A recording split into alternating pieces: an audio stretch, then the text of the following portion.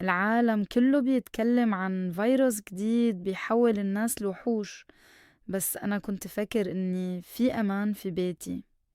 كنت بضحك على جيراني اللي بيقفلوا الأبواب بالحديد، لحد ما النهاردة الصبح وقفت قدام مراية الحمام وشفت أبشع كابوس ممكن يتخيله بشر. وفجأة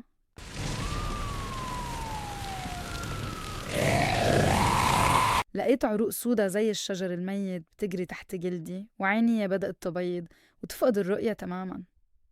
المرعب مش إني بتحول لزومبي، المرعب إني لسه واعي ومحبوس جوا جسمي، وشايف نفسي وأنا بكسر باب أوضة أمي عشان أشبع جوعي منها. اسمعني كويس، لو أنت حاسس بصداع دلوقتي، مبروك، أنت الدور عليك. لو عجبتكم القصة، اشتركوا في القناة وفعلوا الجرس عشان تشوفوا القصص الجديدة كل يوم.